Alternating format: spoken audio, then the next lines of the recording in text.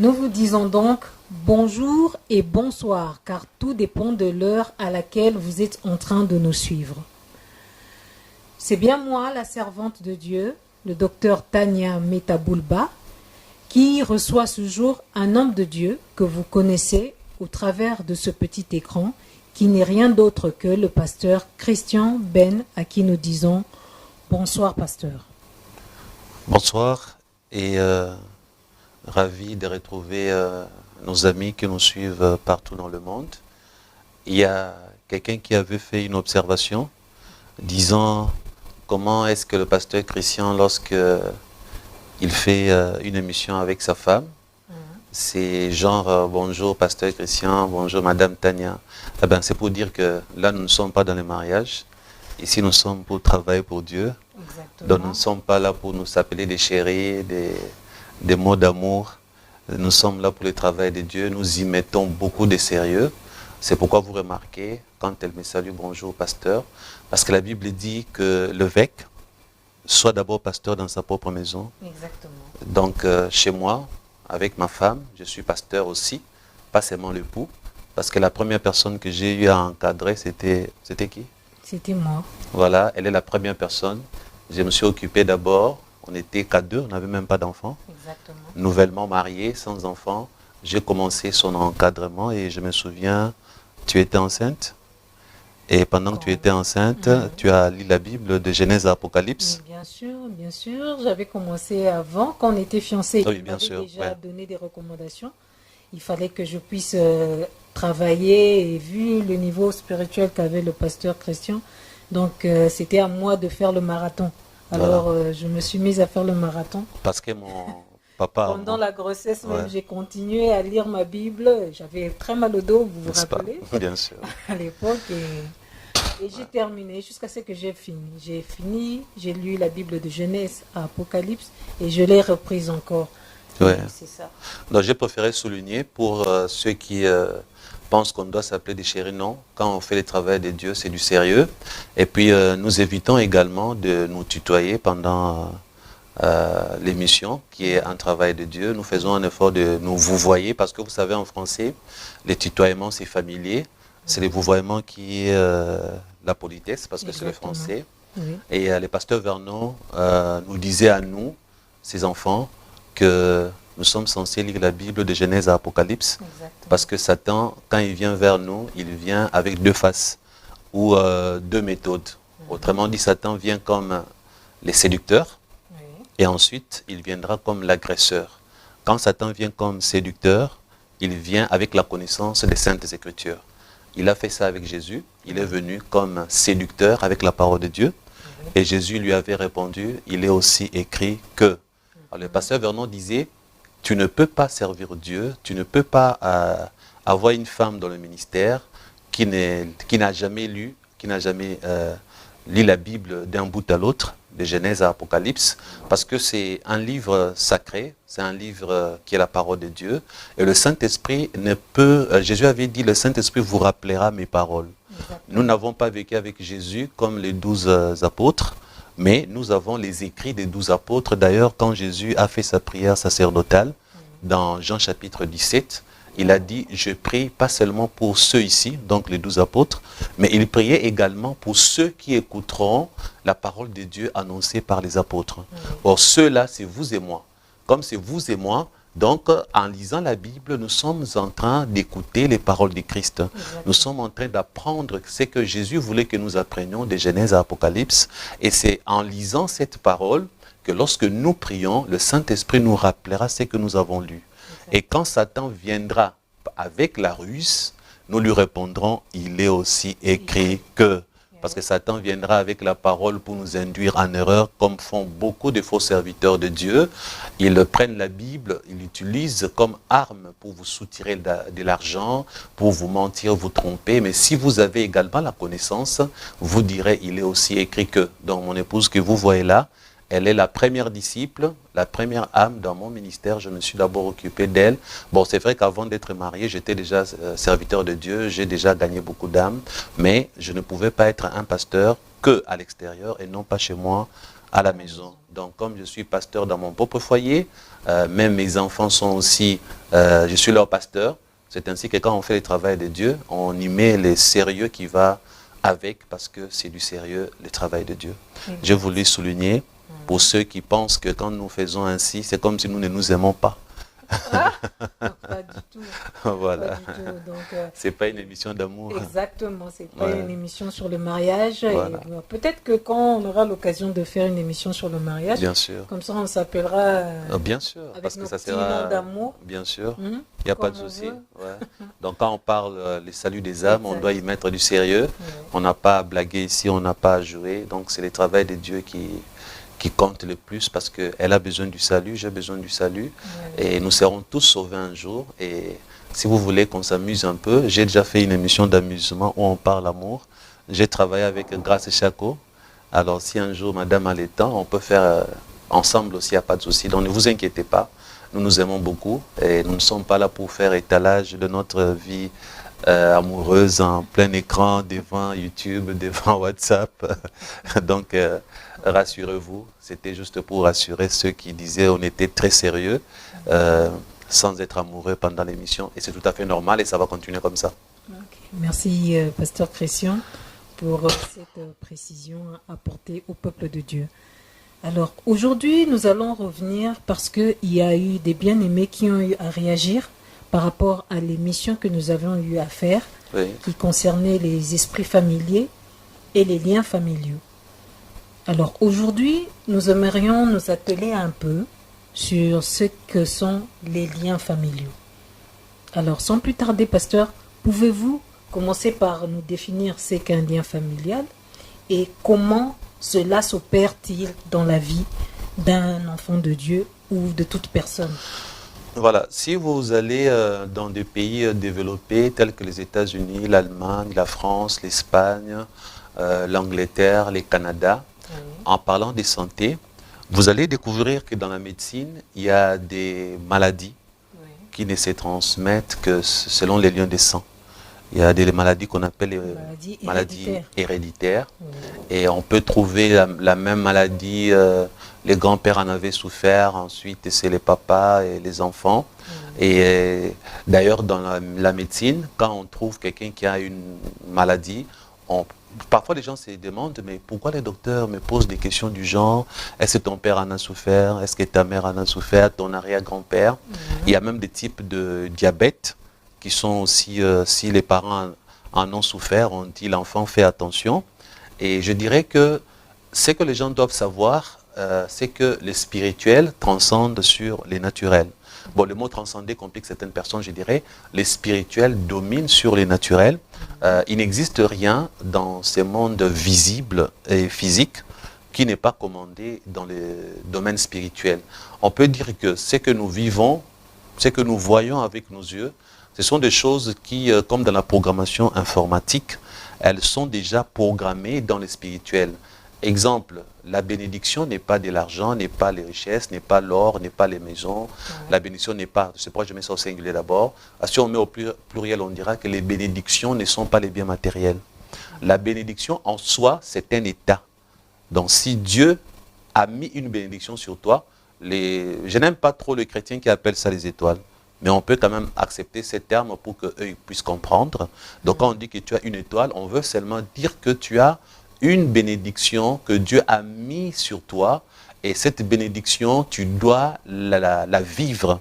Tu dois en jouir pleinement. Et c'est cette bénédiction, entre guillemets, que le diable cherche à voler et que le diable vole chez certaines personnes. De la même manière, s'il y a ce qu'on appelle étoile, comme symbole de bénédiction, il y a également des gens qui n'ont pas ces étoiles-là. Il y a aussi des gens qui sont nés sans étoiles. Il faut, bien sûr, on n'a pas bien enseigné les gens. Dans le passé, j'avais fait un enseignement où je montrais beaucoup de types de malédictions. Et si vous vous souvenez, j'ai parlé aussi des malédictions provenant de Dieu. Parce que quand on enseigne, on montre seulement Satan, démons, famille. Mais beaucoup de prédicateurs oublient de dire aux enfants de Dieu qu'il y a des malédictions provenant de Dieu lui-même. J'en avais déjà parlé, je ne suis pas là pour en reparler. Nous mettrons le lien de cet enseignement-là en dessous de cette vidéo pour que ceux à qui les sujets intéressent puissent jeter un coup d'œil. Alors, maintenant, le lien, On ne peut pas les définir selon des termes du dictionnaire. On va seulement dire qu'un lien familial, c'est, comme vous l'entendez, c'est vraiment un lien. Ça veut dire que si vous prenez un lien normal, vous pouvez lier la jambe de mon épouse à la jambe de ma fille. Et ma fille, quand elle aura des enfants, le lien aussi, on va lier de sa jambe à la jambe de ses propres enfants. Ça veut simplement dire qu'il y a une connexion. Un lien est une connexion. En informatique, quand on dit connexion, vous comprenez. En réseau, quand on dit connexion, vous comprenez. Un lien est une connexion. On peut dire aussi une jointure. Pour faire mieux, je dirais, comment on peut appeler ça? Une liaison. Une liaison. Ça veut dire que un lien, c'est cette chose qui fait que papa est en contact avec toi, toi tu es en contact avec ton papa. Donc dans une famille, un lien, cela veut dire simplement que vous pouvez vous autodétruire ou vous entraider. Vous autodétruire veut dire qu'un cousin peut facilement aller faire des fétiches et faire du mal à sa cousine, parce qu'il y a des liens de sang. Les liens de sang entre cousins, exemple, moi je peux être ton cousin, toi tu es ma cousine, ton père et mon père sont frères et sœurs. Exactement. Donc, comme ton père et mon père sont frères et sœurs, il y a un lien de sang entre les deux. Et puisque nous, leurs enfants, nous sommes là, nous avons aussi les liens de sang entre nous deux. Parce que nos parents sont frères et sœurs. Donc, maintenant, ces liens-là, Satan utilise ça beaucoup. Satan l'utilise pour faire du mal. Parce que Satan ne prévoit jamais un bonheur ni un bien quelconque. Oui, c'est ainsi que dans la sorcellerie, un père peut sacrifier son enfant et un enfant peut aussi sacrifier son père. Une mère peut sacrifier sa fille aussi, un cousin peut sacrifier sa cousine, une tante, son neveu, sa nièce, ainsi de suite. Donc voilà. Donc si nous comprenons bien, Pasteur Christian, donc la notion de l'hérédité est pour beaucoup en ce qui concerne le lien. Oui, parce que déjà quand on dit héréditaire, ça passe par les liens. Oui. Ça veut dire que comme il y a... Oui, le lien des sang, c'est de ça que nous parlons, parce que chez Satan, j'ai toujours dit, les alliances du diable, au fait, j'ai toujours dit que l'alliance est un mot réservé à notre Dieu. Satan, au fait, on ne parle pas de l'alliance, on parle du pacte. Mais par défaut, beaucoup de gens parlent des alliances sataniques, c'est pas grave, mais si vous voulez bien utiliser le mot, utilisez l'alliance pour Dieu et le pacte pour Satan. Okay. Maintenant, par le sang, parce que vous savez, dans l'Ancien Testament, Dieu lui-même, lorsque Adam et Ève ont péché, n'est-ce pas? Oui. Pour qu'ils puissent couvrir leur nudité, Dieu a eu à tuer un animal. Exactement. Dieu a versé le sang. Donc le sang est très important dans la Bible et dans la vie. Parce que même dans l'Ancien Testament, pour que le péché soit pardonné, il fallait tuer un animal. Encore le sang. Donc pour couvrir les nudités d'Adam et Ève, il y a eu un animal tué. Alors vous voyez, le sang... c'est en même temps l'image, le symbole de la mort. Parce que je dirais, par la mort est sortie la vie. Exemple, le sang a été utilisé dans l'Ancien Testament. Dieu a tué un animal pour couvrir les nudités. Et puis le sang a sauvé la vie de ceux qui vivaient dans le péché. Et le sang de Jésus nous a rachetés du péché. Donc par là, je dirais que comme dans le sang, on peut établir une alliance, tout comme un pacte. Regardez quand Dieu... Il y a deux choses que l'on retrouve en utilisant le sang. Le sang. Parce que si vous vous souvenez, il y a Dieu qui a fait une alliance avec Abraham. Oui. Or, en disant à Abraham, tu seras le père de la multitude. Les étoiles du ciel même seront innombrables. Disons, les enfants que tu auras seront innombrables comme les étoiles du ciel. Regardez cette alliance de Dieu avec Abraham. Cela veut dire que Abraham doit engendrer des enfants. Exactement. Les enfants seront son sang. Donc, Abraham aura des enfants de son sang. Et d'ailleurs, lorsqu'ils ont essayé de tricher avec sa femme pour qu'il fasse des enfants avec une autre femme, Dieu a dit non, l'enfant de la promesse viendra de toi et de ta femme Sarah. Donc, les liens des sangs. Il faut que le sang d'Abraham coule, le sang d'Abraham et de sa femme Sarah puisse couler dans le corps de leur enfant. Donc, ce n'était pas une autre femme, parce que l'alliance, c'était Abraham et sa femme. C'était ça l'alliance de Dieu. Donc, vous voyez, par là, on n'a tué personne, mais c'est encore l'héritage du sang. Donc, le sang d'Abraham aura une progéniture. Le sang d'Abraham donnera beaucoup d'enfants. Donc, une alliance qui est passée par le sang sans verser le sang par terre. Donc, on voit déjà que c'est un lien. Dans ces liens, c'est un lien de bénédiction qui commence par Abraham, qui va s'étendre de génération en génération. Donc, par là, Dieu même montre qu'il y a un lien de sang. Abraham aura beaucoup d'enfants. Souvenez-vous de scribes et des pharisiens, ainsi que d'autres juifs qui disaient à Jésus, notre père est Abraham. Oui. Jésus leur a dit, mais attendez, avant qu'Abraham ne fût, moi je suis. Ils ont dit, non, mais tu n'as même pas 50 ans, tu as vu Abraham. Pour la petite histoire, s'il s'est réclamé enfant d'Abraham, c'est à cause de ces liens de sang. C'est à cause de cette succession, cette progéniture des promesses, la bénédiction de Dieu qui devait traverser Abraham jusqu'à des siècles futurs. Donc, vous voyez, c'est une alliance qui passe par le sang. Maintenant, quand on dit lien, il y a forcément le sang. Donc, c'est ainsi que si tu n'es pas de mon sang, on n'est pas une famille. Donc, aujourd'hui, quand on parle d'une famille, c'est le sang, cousin, cousine, frère, sœur. Donc, c'est très important. La famille chrétienne aujourd'hui, quand nous parlons de la famille chrétienne, c'est le sang de Jésus qui nous lie tous, qui nous réunit. Qui fait que nous soyons appelés frères, sœurs. Voilà. Okay. Et d'ailleurs, comme maintenant Satan, qu'est-ce qu'il fait? Il aime passer par le sang, par ces liens-là de sang, pour pouvoir faire du mal à grande échelle. Alors, tout justement, pasteur, parlant du mal à grande échelle que le diable utilise au travers du lien. Souvent, nous voyons que c'est généralement des maladies. Oui. Et en dehors de maladies, nous constatons certains faits qui se répètent d'une personne à une autre. Oui. Par exemple, une femme qui s'est fait engrosser dans sa jeunesse. La fille qui la engendre, ou parmi ses enfants, quand elle a une fille, cette fille-là aussi finit par être engrossée dans sa jeunesse. Oui. Et ainsi de suite. Et vous verrez comme ça des faits qui se répètent. Oui. En dehors de cela, par exemple, des accidents ou des morts précoces. Généralement, dans une famille, des personnes qui meurent à un certain âge. Ils ne dépassent pas un certain âge. Ça se répète de la même façon. Ou encore, on a vu des cas, le papa avait perdu un travail d'une certaine manière, on le chasse, on finit toujours par le chasser. Alors, de son travail, et le fils aussi, il vit toujours une situation similaire. Alors, on se demande par rapport à tout cela, qu'est-ce que on peut faire? Comment est-ce qu'on peut remédier à ce genre de situation? Avant de répondre à cette question, j'aimerais apporter un peu de lumière biblique à des chrétiens récalcitrants, à des chrétiens un peu incrédules, qui sont et qui vivent dans des sérieux problèmes de liens familiaux, mais qui jusqu'à présent ne prennent pas conscience. Parce que votre question consiste à savoir quelle est la solution pour s'en sortir. Oui. Avant de passer à la solution, j'aimerais qu'on regarde un peu dans la Bible, dans Ézéchiel.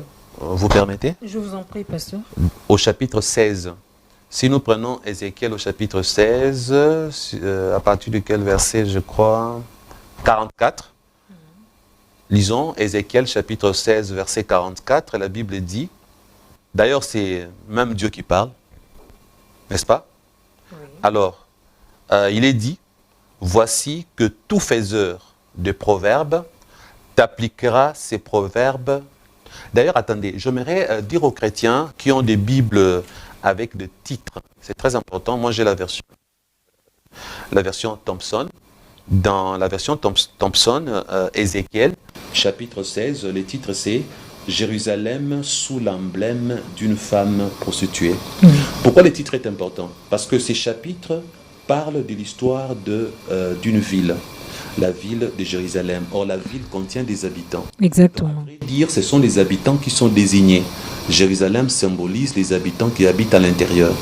Quand on dit, la Bible, le titre dit Jérusalem sous l'emblème d'une femme prostituée, ça veut dire que Dieu, en ces moments-là, était en train de s'adresser à Jérusalem comme étant une prostituée.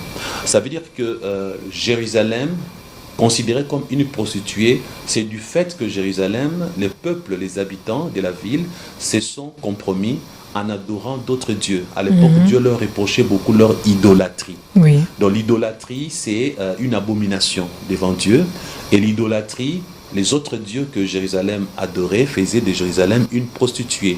Prostituée, c'est une personne, une femme qui vend son corps pour de l'argent à qui veut monter dessus. Exactement. Donc une prostituée, c'est vend son corps. Oui. Et maintenant, Dieu considérait son peuple comme étant une prostituée du fait que Ils soient allés vers des dieux étrangers. Vers des dieux étrangers, un peu comme une femme va vers n'importe quel homme. Et au verset 44, Dieu dit, voici que tout faiseur de proverbes, ce qui est très important ici, Dieu parle de faiseurs de proverbes. Parce que nous savons bien que les proverbes existent. Exactement. Mais elles ne viennent pas de la Bible. Non, non. Les proverbes sont inventés, créés par des hommes. Oui. C'est pourquoi Dieu dit, tout celui qui fait ou qui fabrique des proverbes, tous les faiseurs de proverbes feront quoi?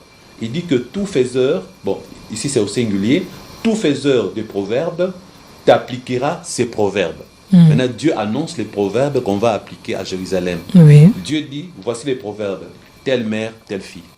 Oh, Mais il dit pourtant, telle mère, telle Telle fille. mère, telle fille. Et pourtant, il y a un proverbe français qui dit Tel mère, père, tel père, tel tel fils. fils. Exactement. Nous sommes habitués avec ces D'ailleurs, proverbes. oui, beaucoup plus. tel Tel père, père, tel tel fils. Oui. Mais ici, Dieu dit, telle mère, telle fille. Wow. Or, la mère ici, c'est Jérusalem, la prostituée. Comme Jérusalem est la prostituée, quand Dieu annonce ces proverbes, sera appliqué pour toi. Donc, toi, tu es la mère. Tu engendres des filles. Exactement. Telle mère, telle fille. Dieu annonce ici Jérusalem, comme tu es la prostituée. Tu n'engendreras que de prostituées. Exactement. Donc, quand Dieu l'annonce, ce n'est pas Satan qui l'annonce. C'est pas Satan. Donc, Dieu dit, sache que maintenant que tu es prostituée, c'est dans ton sang, tu as le sang de la prostituée. Donc, si on prend l'image que Jérusalem est une femme prostituée, or une prostituée a le sang dans son corps. Oui. Les enfants d'une prostituée naissent avec le lien de la prostitution. Exactement. Donc, toute personne qui a pour mère une prostituée est née avec un lien de la prostitution. Toute personne qui a un père pour sorcier est née avec le lien de la sorcellerie. Toute personne qui a pour père un bandit est née avec un lien du banditisme. Exactement. Donc, le parent, par le lien des sangs, transmettent à leurs enfants leur tare. Et si nous regardons maintenant le verset 45, Dieu dit, maintenant la suite, il dit, tu es la fille de ta mère. Tu vois? Tu es la fille de ta mère qui s'est dégoûtée de son mari. Parce que quand est-ce qu'on est prostitué? Si on va te traiter de prostituée, donc tu dois être dégoûté de moi. Exactement. Parce que quand on est dégoûté de son mari, on part chercher ailleurs. Oui. D'où la prostitution. Comment Une femme qui n'est pas dégoûtée de son mari ne peut pas se prostituer. Exactement. Alors, ici, Dieu dit, tu es la fille de ta mère qui s'est dégoûtée de son mari. Alors si Dieu était, comme aujourd'hui Jésus est l'époux de l'église, on dit Jésus est l'époux, l'église est la fiancée, donc la future épouse. Maintenant, à l'époque, comme on ne parlait pas de Jésus l'époux et de l'église épouse, nous pouvons considérer qu'ici Dieu était le mari et que Jérusalem, la femme, était la femme de Dieu. C'est comme une métaphore. Oui. Et dans cette métaphore, Dieu dit, tu es la fille de ta mère qui s'est dégoûtée de son mari. Donc, Jérusalem s'est dégoûtée de Dieu. Et en se dégoûtant de Dieu, il est parti essayer d'autres maris ailleurs, dans les autres dieux. Les autres dieux, oui. Mais là, le plus important ici, on découvre que Dieu dit qu'il y a des liens. Les liens se transmettent. La mère qui transmet à la fille. Oui. Alors, la suite est qui s'est dégoûté de son mari, pas seulement de son mari, et de ses enfants. Et la suite, tu es la sœur de tes sœurs qui se sont dégoûtées de leur mari. Regardez, c'est bizarre. Vraiment. De leur mari et leurs enfants. Votre mère était... En bref, frères et sœurs, vous remarquez ici, Dieu montre que Jérusalem ne peut transmettre à ses enfants, à ses filles, que le tard de la prostitution. Et ça ne s'arrête pas là. Même les filles naissantes, les filles qui viennent, elles aussi font pareil. Et même, bizarrement, on parle aussi des sœurs de cette prostituée-là qui ont fait pareil. Donc, voyez, vraiment, c'est familial. D'où nous parlons des liens familiaux. Quand nous disons liens familiaux, ça ne s'arrête pas qu'à toi, à ta femme, donc c'est la famille. Vous voyez? Parce que dans une famille, comme je disais, il y a les cousins, les cousines, les tantes. Alors, frères et sœurs, les liens familiaux, vous venez de découvrir que même dans l'Ancien Testament, la Bible en parle. Donc, les liens familiaux est une réalité. Il y a des gens aujourd'hui qui échouent, non pas parce qu'ils ont péché. D'ailleurs, souvenez-vous, les apôtres ont dit à Jésus, ont posé la question à Jésus, je crois que c'était à propos d'un aveugle né. Oui. Un aveugle né. Oui, un aveugle né. Oui. Si c'était à cause de ses péchés ou de ses parents. De ses parents qui avaient péché. C'est parce que c'était une réalité. C'était une réalité chez les Juifs. Ils savaient qu'un enfant ne pouvait pas naître aveugle. Si un enfant naissait aveugle, il payait les conséquences des péchés de ses parents ou de ses ancêtres. Donc c'était connu comme ça. Oui. Et Jésus a dit non, pour ces cas-là, c'était une exception. Jésus a dit non, pour lui, c'est une exception. Donc Jésus n'a pas dit que c'était faux. Jésus sait que c'est une réalité, que certains enfants naissent avec des défauts, naissent avec des problèmes. Et d'ailleurs, même ta vie entière peut être détruite parce que tes parents t'ont transmis leur malédiction, les tares, des problèmes, des liens familiaux qui vont te rendre esclave. Même si tu es chrétien, tu seras sauvé, comme j'ai toujours dit, comme le pauvre Lazare. Il s'est retrouvé au ciel, mais sur terre, il avait vécu une vie malheureuse. Ça montre que Lazare avait vécu dans des liens non vaincus. Il était malade, il avait des ulcères, il mendiait son pain et il n'a pas connu le bonheur. Donc beaucoup de gens qui demeurent dans les liens risquent de vivre malheureux parce que même dans l'Ancien Testament, la Bible montre que ça se transmet. Donc la prostitution spirituelle se transmet, les négatifs se transmettent, les tares se transmettent. Quelqu'un a dit un jour, mais pasteur, c'est bizarre. Pourquoi si quelqu'un est très intelligent, je couche avec, je n'aurai pas son intelligence, mais par contre, s'il a des malédictions, je vais écoper de ces malédictions. C'est simple, parce que Satan, les péchés ne peuvent pas transmettre le positif. Exactement. Donc, si tu couches avec un savant, tu ne deviendras pas savant. Mais si le savant est sorcier, ben, tu auras les liens de la sorcellerie. Mais tout justement, pasteur, se rapportant un peu à cette question. S'il a le sida, il te donne le sida. Mais bien sûr. Mais tu ne vas pas avoir son intelligence parce que tu as couché avec. Exactement. Les péchés ne transmettent que les négatifs et les mauvais. Mais les péchés pourquoi, ne transmettent jamais rien de bon. Dans les liens, là, on n'hérite pas aussi des bonnes choses? Mon père a été riche.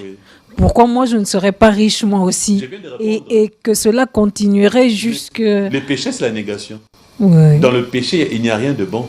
Le péché, c'est la destruction. Même Dieu avait dit, les jours où tu en mangeras, tu mourras. Donc Dieu avait déjà signalé que si tu pêches, tu vas connaître la mort.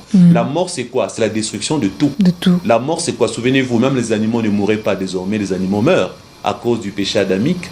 Et souvenez-vous, même les fleurs ne pouvaient pas faner. Les fleurs commencent à faner. Tout meurt. Même la terre se meurt. Vous voyez? Donc, il y a la putréfaction dans plusieurs domaines. L'homme commence à mourir, les animaux commencent à mourir, les arbres commencent à mourir aussi. Donc, les péchés, c'est les négatifs.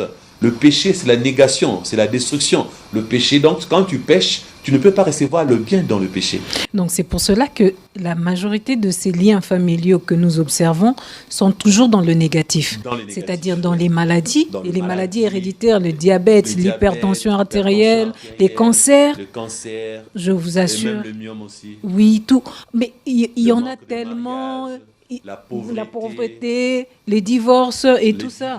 Voilà. Alors, mais il y a quelque chose en fait, qui me revient. Il y a une anecdote qu'on m'a racontée. Il y a une famille dont on peut dire la maman a déjà perdu environ, elle est à son 4e enfant. Tous, si je ne me trompe pas, c'est le 4e, tous décédés de cancer. Alors, la question qu'on se posait, mais comment est-ce que cette maman a laissé passer le premier cas, le deuxième, elle perd son 2e enfant. Chrétienne ou païenne? Je n'ai pas d'informations précises, mais c'est que je sais que c'était des chrétiens catholiques, ceux dont je me souviens pour la précision. Alors, elle perd son premier enfant, son 2e, qui meurt d'un cancer, je pense, du sein, si je ne me trompe pas. Le 3e, un autre cancer, ça doit être de la gorge, un autre, et le plus récent, c'était une tumeur cérébrale. Alors, on dira que c'est quand elle perdra le 3e ou le 4e enfant, que comme en Afrique, elle va se décider de faire asseoir un peu la famille pour se dire, mais qu'est-ce qui ne va pas? Parce qu'elle était veuve. Elle se dit, je vais faire asseoir et la famille de mon ex-époux, mon défunt époux, je veux dire, pour essayer un peu de parler, mais qu'est-ce qui se passe avec moi et mes enfants? Et je vous assure que ce ne sont pas des personnes qui meurent au bas âge. Il y en a qui étaient déjà mariés, il y en a d'autres déjà devenus même médecins et tout ça. Et imaginez tout un investissement comme ça qui part. Et c'est arrivé au 4e, je pense, au 3e, que finalement, elle va prendre cette décision-là de faire asseoir la famille et qu'on lui dira, il se peut, selon ce qui se raconte, que son défunt mari aurait touché soit à des gris-gris, selon les dires. Alors, finalement, on se pose la question, un peu quelque chose qui tiquait même les personnes qui m'en parlaient. Comment est-ce qu'elle a pu attendre que ça arrive jusqu'au 4e cas pour chercher à voir qu'il y a un ça ne va pas? Or, vous dites souvent que c'est la connaissance mise en pratique qui sauve. Ouais, j'ai toujours dit que la connaissance ne sauve pas, oui, mais c'est lorsqu'elle est mise en pratique qui sauve. Parce que beaucoup de gens connaissent et ne mettent pas en pratique. Mais aussi, pasteur, est-ce que était-ce un aveuglement? On peut dire que c'est un aveuglement du diable qui l'a gardé comme ça, du 1er, 2e, 3e. Et je dis bien, tous meurent des cancers. Ce n'est pas des racontards. Tous ont été diagnostiqués comme ça, différents cancers. Mais est-ce que c'est l'aveuglement pour que cette femme-là, elle soit restée comme ça des mois ou des années pour ne pas réagir de sitôt, pour arrêter l'hémorragie, si on peut le dire comme ça? Il y a un conseil que je vais donner aux chrétiens, c'est d'arrêter de voir les diables partout. Aujourd'hui, dans le monde entier, beaucoup de serviteurs de Dieu qui ont servi Satan avant d'être serviteurs de Dieu, ils étaient tellement remplis du négatif chez Satan. Et lorsqu'ils témoignent aujourd'hui, ou ils prêchent, ils transmettent aux gens que le négatif. Leur faire croire que Satan est le coupable de tout ce qui vous arrive. Faire croire aux gens que cette femme qui a attendu longtemps pour accepter que la situation n'est pas bonne, que c'est Satan qui l'a aveuglé, que c'est l'aveuglement, c'est les démons, c'est faux. C'est faux parce que nous avons le libre arbitre. Dans le libre arbitre, des fois c'est nous-mêmes, comme on dit en lingala, oui, on traduira en disant qu'il y a des personnes qui sont les propres sorciers de leur vie, si on peut le dire comme ça. Voilà. Donc, les sorciers n'ont rien fait, Satan n'a rien fait. Ce sont tes décisions prises par toi-même qui t'ont rendu un mauvais service, qui t'ont tué, qui t'ont exposé à la défaite. Alors, je n'irai pas loin, je prendrai quelqu'un que vous connaissez très bien. Cette personne, c'est le pasteur Christian. Sa mère spirituelle, une Canadienne, lui donne un livre. À l'époque, la fois passée, j'ai donné le titre Samson Noir. Oui, Samson Noir. Et Dieu merci, il y a un bien-aimé qui connaissait les livres et qui m'a trouvé, qui a dit pour épargner vos $100, pasteur Christian. Il m'a montré là où je peux acheter les livres en question, ça coûte 16 €. Alors, qu'est-ce qui s'est passé? À l'époque où je l'ai lu, le livre avait pour titre Samson Noir. Oui. Aujourd'hui, je signale que l'éditeur a changé les titres. Ce n'est plus Samson Noir. Maintenant, ils ont intitulé, attendez pour que je ne me trompe pas, ils ont intitulé, comment ils ont intitulé? L'énigme, témoignage d'une vie. C'est comme ça qu'ils ont intitulé. L'énigme, témoignage d'une vie. Oui, c'est le même livre, mais ils ont seulement changé de titre. Merci pour la précision, pasteur. Voilà. Et c'est dans ces livres que ma mère spirituelle m'avait donné ces livres. Et c'est en lisant ces livres que je m'étais rendu compte que les liens familiaux, c'est du sérieux. Il faut prendre ça au sérieux, mais volontairement, j'avais banalisé. Elle voulait que je lise, elle m'a dit clairement, tu as un père qui a changé les femmes comme des habits. Tu as tes arrière-grands-parents qui n'ont pas été stables dans le mariage. Et elle m'a dit, j'étais célibataire. J'avais à peine, quel âge? 19 ans. J'avais à peine 19 ans. Donc, c'est à un enfant de 19 ans, 20 ans. C'est à un enfant de 19-20 ans qu'on disait, écoute, prends conscience, tu risques de te retrouver dans des problèmes de mariage à cause des liens familiaux. Moi, j'ai négligé et j'ai reconnu ça la fois passée.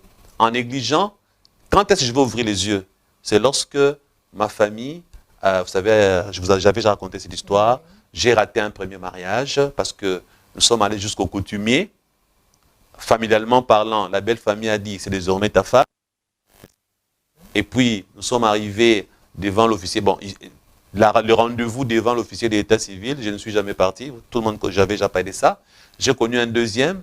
Et donc, j'ai échoué 2 fois. Pourquoi? Parce que je n'avais pas pris ça au sérieux. Pour moi, je suis sauvé, je suis délivré, je n'ai pas de démons en moi. Comme je n'ai pas de démons, j'ai gagné, j'ai vaincu Satan. Mais c'est là où j'avais dit aux chrétiens, oui, tu n'as pas de démons, oui, tu es délivré, mais les liens familiaux existent et les démons familiers, mais souvent on les appelle des esprits familiers. C'est pourquoi nous sommes là aujourd'hui, pour dire aux chrétiens, les diables parfois, ils ne travaillent pas qu'en toi, il va aller travailler à l'extérieur de toi. Parlons français facile comme ça, pour dire comme pour mon cas, les diables, qu'est-ce qu'il avait fait? Moi, il ne pouvait pas me vaincre.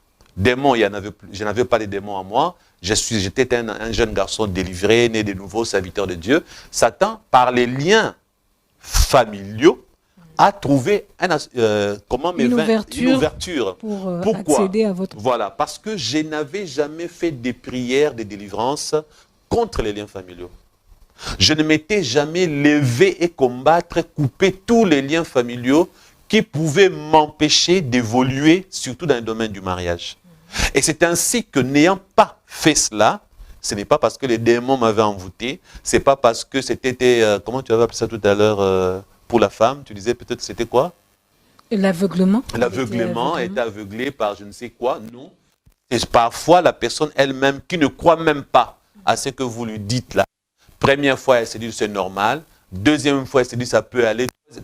Plus ça s'ajoute, je pouvais arriver à 4 mariages ratés. Mais pourquoi je me suis arrêté à 2? Parce que j'ai pris conscience, je dis non, ça fait 2 fois déjà. Et ma mère spirituelle m'avait dit que, comprends. Donc c'est ainsi que moi j'ai dit non, non, il faut continuer comme ça, il faut que je me lève contre ça. Et j'ai fait des prières pour que désormais que je sorte du pacte des liens familiaux. Alors maintenant, comment j'avais fait? C'est là où je réponds un peu indirectement aussi à la question de tout à l'heure, que j'avais dit je vais répondre après. Voilà comment j'avais fait. J'ai mis mes genoux par terre. J'ai dit à Dieu ceci, Seigneur Jésus, je suis déjà ton enfant, je te sers, tu m'as délivré, je suis libre. Mais je me rends compte que ce que je ne voulais pas croire à 100% m'est arrivé à 2 reprises, ça ne marche pas, côté mariage. Alors maintenant que j'ai pris conscience, là, je vous avais déjà rencontré, je dis à Dieu, cette femme que je vais épouser, je veux que ça marche, qu'on passe le mariage coutumier, qu'on arrive au civil, qu'on fasse la bénédiction à l'église, et que je sois non marié. Je ne veux pas rater, échouer encore. Et là, j'ai fait ma prière, à genoux, j'ai dit à Dieu, je renouvelle mon alliance avec toi. Pour que dans cette nouvelle alliance, parce que David avait prié un jour en disant, ô Dieu, crée en moi un cœur pur. Renouvelle en moi un esprit bien disposé. Ce n'était pas un David païen qui demandait ça. C'était un David qui avait pris conscience que dans sa vie, il y avait des déboires. David s'est retrouvé qu'avec ses femmes, il a eu des enfants et ses propres enfants étaient maintenant contre lui. Absalom voulait lui faire un coup d'état. Et puis Amnon avait violé sa demi-sœur. Or, dans la Bible, vous savez, les demi-sœurs n'existent pas parce qu'en soi, dans la Bible, les enfants appartiennent au père. Et tout enfant qui appartient au père, même si les mères sont différentes, pour Dieu, vous êtes frères. C'est pourquoi la Bible disait que Amnon avait violé sa sœur, pas sa demi-sœur. Demi-sœur, ce sont les Français qui nous ont appris ça. Donc, David s'est rendu compte quelque part que non, parfois son comportement n'était pas bon. Parce que le même David, un jour, a pris la femme d'autrui, a tué son mari. Alors quand David dit, oh Dieu, crée en moi un cœur pur, renouvelle en moi un esprit bien disposé, parce qu'il se rend compte que si Dieu ne renouvelle pas son cœur et son esprit, David sait qu'il fera pire. Donc, à un certain moment, frère, tu es serviteur de Dieu, servant de Dieu, fais comme David. Demande à Dieu, oh Dieu, crée en moi un cœur pur, renouvelle en moi un esprit bien disposé. Ça veut dire quelque part, c'est une délivrance. C'est parce que un renouvellement, c'est une délivrance. Parce que Dieu va maintenant prendre de l'ancien, le faire disparaître pour créer. Parce qu'on dit, crée en moi un cœur pur. C'est une nouveauté. Dieu doit créer. Donc Dieu te délivre de l'ancien cœur. Et quand il renouvelle ton esprit, que l'esprit l'a tordu, Dieu va faire une opération. La délivrance, ce n'est pas parce que souvent les gens, quand ils entendent délivrance, ils voient seulement chasser les démons. Non. La délivrance, c'est aussi le renouvellement. Parce que nous sommes corps, âme et esprit.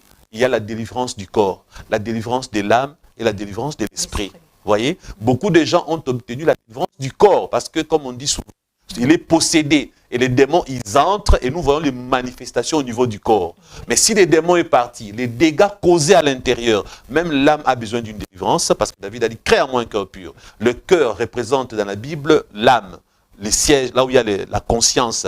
Alors maintenant, vous prenez l'esprit. Pourquoi l'esprit? Parce qu'en réalité, dans l'homme, c'est l'esprit. Alors je me suis mis à genoux, j'ai demandé à Dieu comme David, oh Dieu, crée à moi un cœur pur, renouvelle à moi un esprit bien disposé. Je sais que je suis une nouvelle créature. David était un croyant. David égale nouvelle créature, n'est-ce pas? Dans l'époque, nouvelle naissance, c'était la relation que les gens avaient avec Dieu. Comme David, on disait qu'il était croyant. Alors aujourd'hui, nous sommes des chrétiens à cause du Christ. Alors David, on peut dire aujourd'hui que c'était un chrétien qui demandait le renouvellement. Donc moi aussi, je dis à Dieu, j'aimerais que tu me renouvelles encore. Vous savez, même quand on parle du Saint-Esprit, on peut être rempli du Saint-Esprit, on parle encore de la plénitude du Saint-Esprit. Être rempli du Saint-Esprit ne suffit pas. Avoir le Saint-Esprit ne suffit pas. Il faut désirer être rempli de nouveau. C'est une nouvelle dimension. Des nouvelles dimensions, vous voyez? Et c'est ainsi que j'ai dit à Dieu, à partir de maintenant, je veux que tu me renouvelles. Et d'ailleurs, vous savez, vous pouvez dire aux gens, d'ailleurs, je ne suis pas un homme facile, de caractère, je ne suis pas facile. Pas du tout. Hein? N'est-ce pas? Oui. Et avant, j'étais pire que ça. Ah, je me souviens vous avoir dit que vous avez hérité d'un homme mieux. Oui, mais je l'ai vu aussi encore changer en mieux. Hein? Encore beaucoup mieux que je l'ai rencontré. Voilà. Ce n'était pas un travail facile. J'avais la volonté. J'avais compris que j'en avais besoin. Sinon, vous n'allez pas témoigner. Donc, ces changements que vous avez constatés, vous, ma chère épouse, c'est quelque chose que j'ai désiré. Mais après, il y a des défaites. Après 2 défaites dans le domaine du mariage. Alors, c'est pour dire que quand on ne prend pas conscience, on n'aura pas la délivrance. La connaissance ne suffit pas. La connaissance ne sauve que lorsqu'elle est mise en pratique. Sinon, Jésus lui-même a dit, nombreux diront, neige pas, neige pas. Oui, tu connaissais beaucoup. Oui, tu connaissais beaucoup, mais tu as oublié une chose. Il faut faire la volonté de Dieu. Il faut vivre loin du péché. Si tu ne mets pas en pratique, la connaissance ne te sauvera pas. Donc, mes frères et sœurs, quand j'ai prié ainsi, j'ai dit maintenant à Dieu, je suis le fils de mon père. Le sang de mon père coule dans mes veines. Mes ancêtres, tout et tout. Et là, je me rends compte que de l'extérieur, moi, je ne peux pas échouer. Qu'est-ce qu'ils font? Ils vont aller travailler le cœur de la femme que je veux épouser. Maintenant, qu'est-ce qu'ils avaient fait? Je ne citerai pas son nom. Surtout pour la première. La première, on l'a dotée coutumièrement. On nous l'a donnée. On devait faire des civils pour que on finisse le processus du mariage. On découvre qu'au même moment, elle avait une relation amoureuse avec un blanc, un Français. Son problème était, comme les blancs lui avaient promis le mariage, elle se marie d'abord avec moi.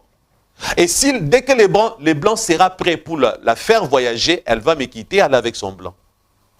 C'était ça son plan. Et quand j'ai découvert, je me dis non, je n'aimerais pas quand même que cette femme me quitte demain, que j'ai le cachet du divorcé. Non, alors j'ai refusé. Et quand j'ai découvert, j'ai dit non, je ne peux pas, j'ai refusé. Et Dieu merci parce que quand j'ai refusé, quelques mois après, le blanc l'a pris, ils sont partis en France.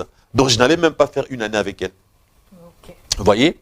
Donc, j'avais raison de me rétracter. Donc c'est quand on prend conscience, on se rend compte que Satan n'avait pas travaillé chez moi. Satan a travaillé chez l'autre. C'est là où maintenant il n'y a pas que de liens familiaux, il y a également des esprits familiers. J'ai dit que ces esprits étaient des démons. Parce que qui font ça? Un lien, ce n'est pas quelque chose qui a une conscience. Un lien, au fait, c'est un moyen par lequel doit passer un esprit. Un lien, c'est par là que peut passer même une fourmi. Si nous avons, bien sûr. C'est même une souris. Une souris. Vous voyez? D'ailleurs, par même une corde, tu peux prendre quelque chose, tu envoies à l'autre. Bref, donc les démons passent par le lien qui sont en même temps des portes ouvertes. Donc maintenant, ce sont les démons qui viennent chez l'autre travailler. Comme nous sommes là à 2 comme ça. Si le diable veut me faire du mal, il peut t'utiliser. Tout comme s'il veut vice versa. du mal, il va... peut m'utiliser. C'est ainsi que si nous deux, nous sommes des véritables chrétiens, il n'aura ni accès à toi, ni accès à moi. Pourquoi un mariage peut se casser? Pourquoi un divorce arrive? Ce n'est pas que Satan travaille des deux côtés. Mais Satan peut travailler d'un seul côté. Mais quand vous en parlez, pasteur, ça nous rappelle l'histoire d'une dame qui est restée près de 10 ans avec un homme marié. Elle était mariée avec cet homme-là, elle a vécu près de 10 ans, et qui finalement, elle se dit, si elle n'a pas d'enfant, elle ne tient pas dans ce mariage. Et le comble, elle est partie, et pour aller se retrouver comme vivant en concubinage. Or, sans se rendre compte que dans sa propre famille, sa mère a fini sans avoir un homme à ses côtés. C'est vrai. Et on peut dire qu'on lui a appliqué le proverbe dont le pasteur a parlé dans Ézéchiel 16, 44 à 45. Oui. On t'appliquera ce proverbe. Tout faiseur de proverbes. Tout faiseur de Dieu proverbes. dit tout faiseur de proverbes t'appliquera ces proverbes, telle mère, telle fille. Telle mère, telle fille. Ouais. Donc, comme vous dites là, c'est comme si le diable a eu à travailler de l'extérieur pour la pousser alors qu'elle était dans un mariage pendant 10 ans, même sans enfant. Ouais. Mais cela l'a bousculée jusqu'à ce qu'elle sorte du mariage, simplement parce que ne voulait pas elle n'avait pas eu d'enfant. Ouais. Et le comble, c'était comme ce lien-là, la rattraper pour la faire tomber dans ses... C'est comme si on l'attendait au tournant. Voilà. Mais comment expliquer ce genre de situation, pasteur? Très bel exemple. Parce que c'est dans beaucoup de domaines, non pas simplement dans ça, mais dans ça c'est quelque chose, un exemple palpable. Puisque nous sommes dans ces hommes, regardez, il y a ces chrétiens qui ont eu à prier, qui ont eu des victoires temporaires. Comment, papa? Les victoires temporaires, c'est du genre, aujourd'hui j'annonce aux gens, j'ai vaincu. Les 2 premiers, j'ai échoué. Ok? Oui. Donc, le premier... J'ai failli me marier, j'ai raté, j'ai échoué. Le deuxième, j'ai échoué. Maintenant, j'ai te rencontré. D'abord, 3, c'est divin. 3, c'est, vous voyez, 1, c'est la perfection. 7, c'est la perfection. Dieu, c'est les chiffres divins. Il y en a 1, il y a 3, il y a 7, vous savez. Donc, déjà, comme j'ai trouvé, 3e choix, je suis marié et nous sommes là. Si aujourd'hui, les gens apprennent que vous et moi, on s'est séparés, ou vous et moi, on s'est quittés, ou il y a fissure, il y a séparation, en ces cas-là, ma victoire sera une victoire temporaire. Donc, ça ne veut pas dire que lorsque tu as remporté une bataille, que tu as gagné la guerre. Tant que tu es vivant sur terre, les combats continuent. C'est pourquoi même un mariage s'entretient. Il faut que je continue mon combat en sachant que si ma femme reste une vraie chrétienne, si moi je reste un bon chrétien, Satan ne passera ni chez toi ni chez moi. Et si je constate que Satan passe par là, je dois prendre autorité. C'est que beaucoup de maris n'ont jamais su et beaucoup de femmes et que comme vous êtes unis, les liens, écoutez bien, même le mariage, il y a un lien. On dit bien les liens du mariage. Oui. Donc, une femme et un homme mariés, il y a un lien qui relie les deux. La Bible dit c'est que vous liez sur la terre. Lier, c'est un lien. Bien sûr. Même Dieu dit c'est que vous liez sur la terre. Donc, vous prenez un lien, vous liez. Vous voyez, même Dieu utilise cette image de lien. Vous liez sur la terre. Vous dites que vous êtes mariés. Moi, Dieu, je considère que vous êtes mariés. Comme c'est un lien. Ça veut dire que si les démons passent par toi, moi, sans te le dire, je peux entrer dans ma chambre, je prie contre les démons là. Ils vont déguerpir. Imagine, mon frère, tu entres dans la chambre, vous les démons qui poussez ma femme à avoir des idées nauséabondes. Je vois que ma femme, elle est envoûtée. Tu prends autorité à distance, ta femme ne le sait pas. Elle va seulement se rendre compte que, paf, elle va bien. Les mauvaises pensées sont parties, il y a un changement et toi aussi tu vas constater. Donc, des fois, ce qui manque aux chrétiens, c'est non pas seulement la connaissance, mais la pratique. La pratique.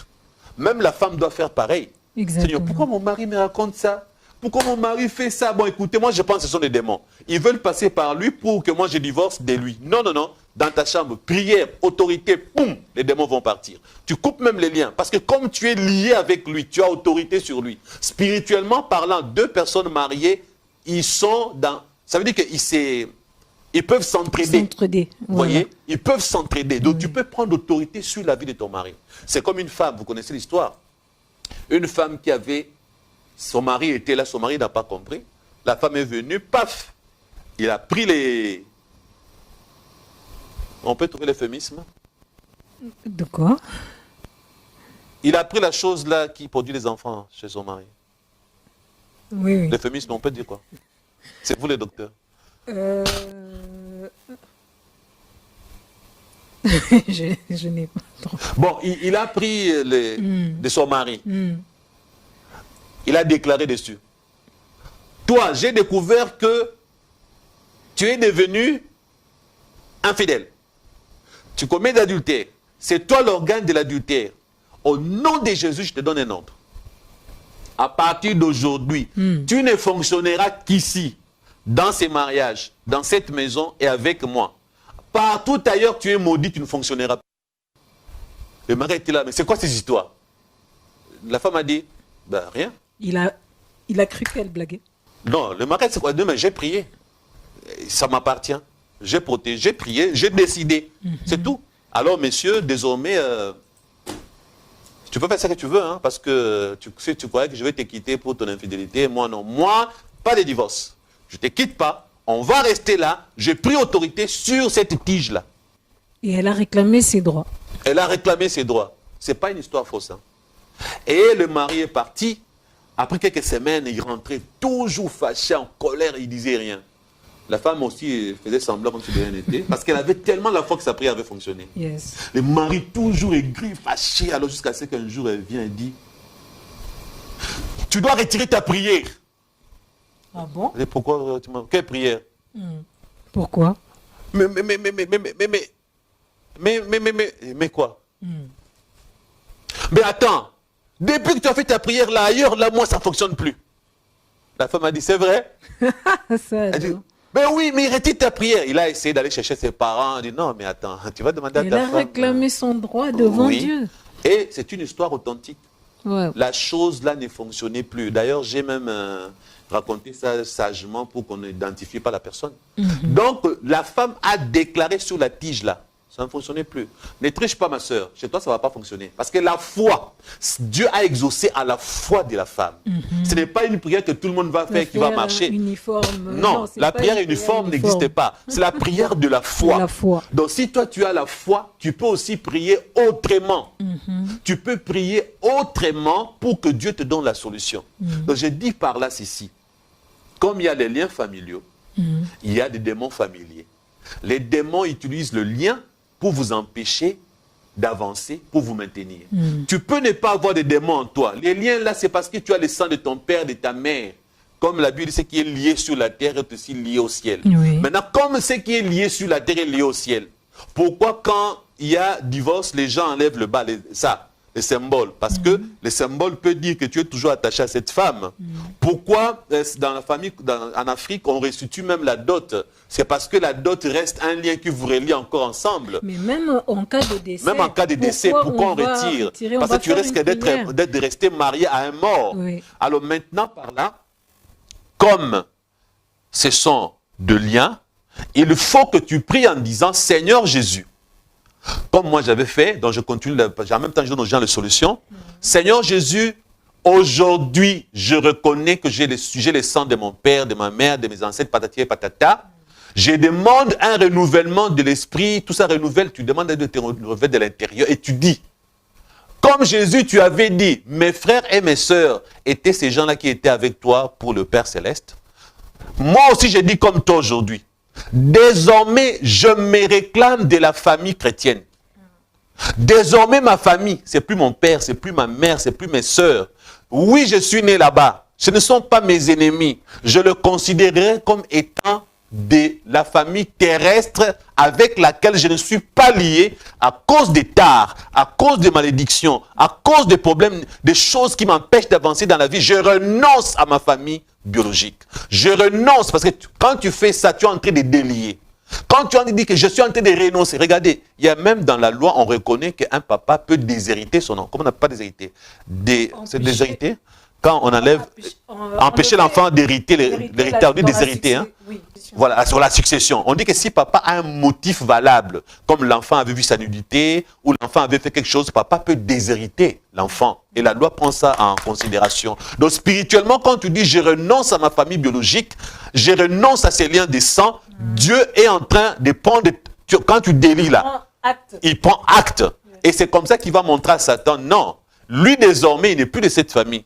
D'ailleurs, il se réclame de la famille chrétienne. Or, dans la famille chrétienne, il y a qui? Il y a d'autres humains. D'autres humains, alors tu dis, désormais ma famille, c'est mes frères et sœurs en Christ. Donc Dieu, qu'est-ce qu'il va faire? Il va désormais spirituellement déclarer que, humainement parlant, tes frères et tes sœurs sont maintenant ceux qui ne sont pas de ta famille de sang.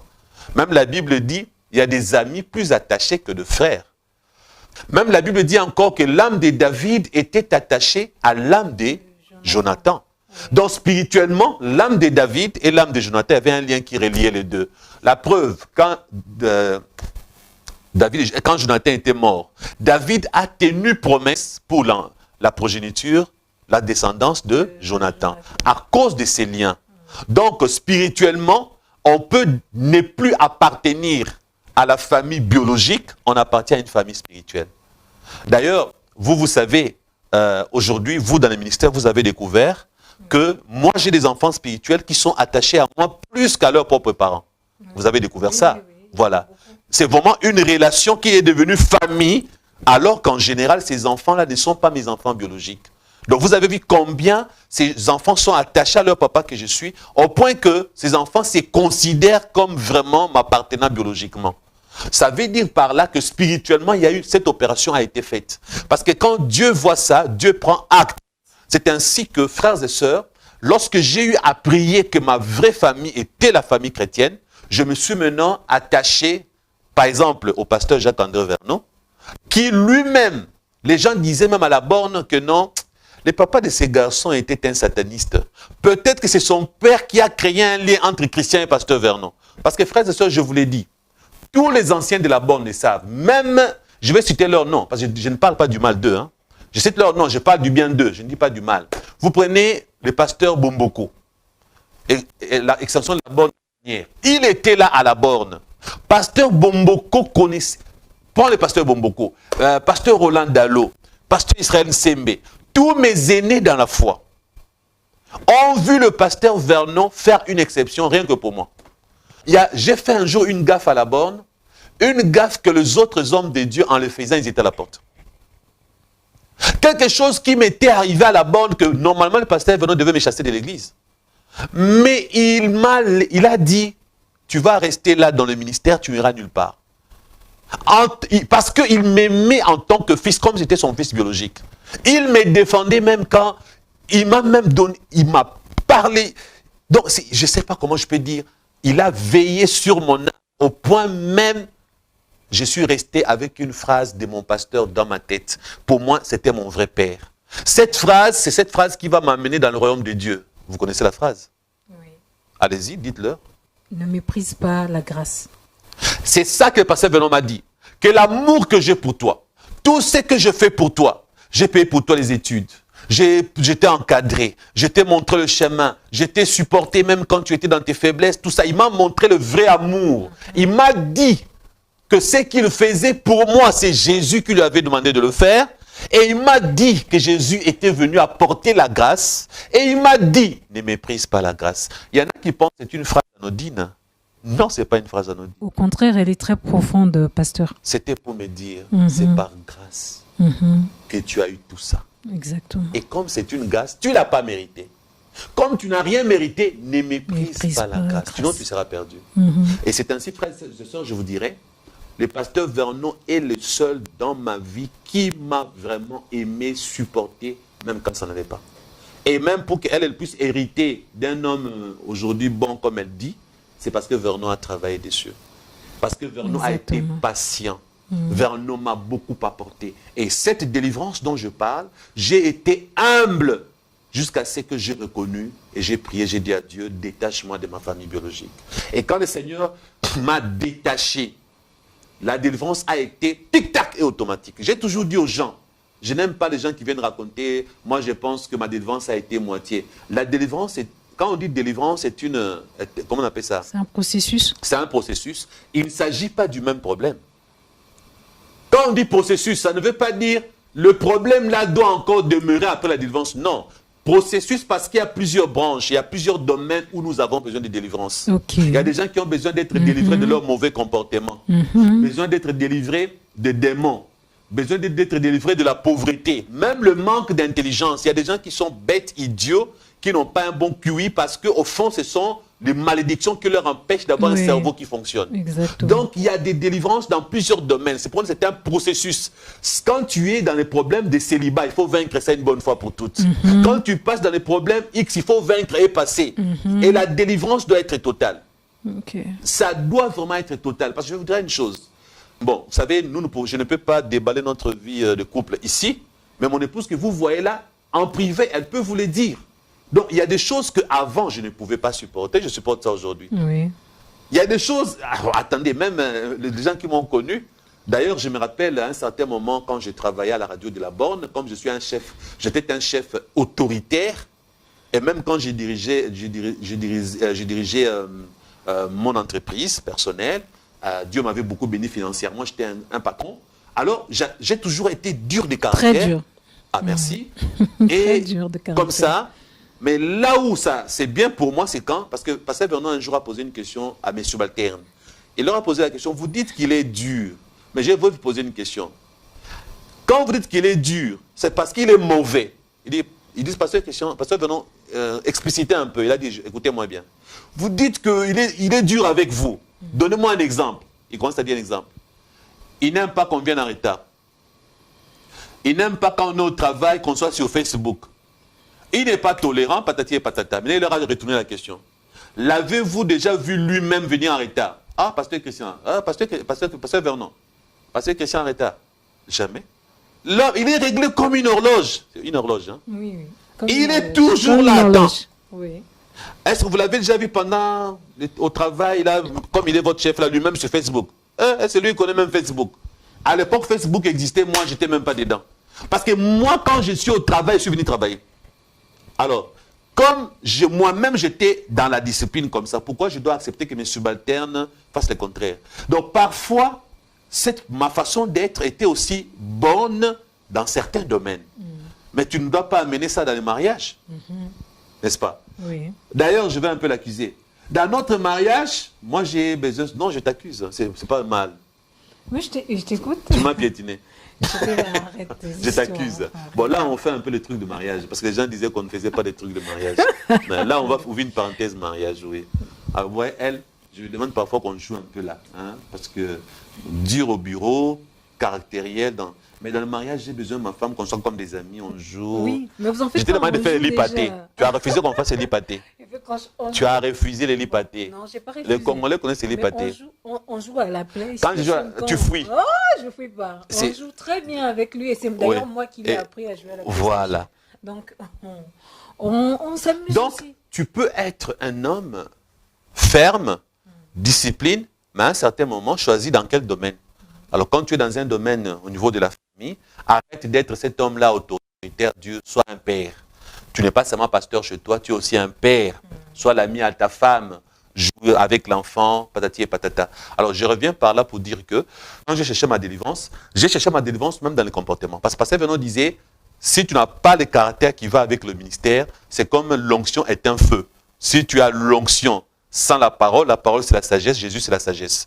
Donc il faut balancer. Alors j'ai même prié pour que Dieu change mon tempérament, que Dieu change mon comportement. J'ai fait ces délivrances, j'ai coupé les liens et après avoir fini, vous savez, c'était pas fini. Hein.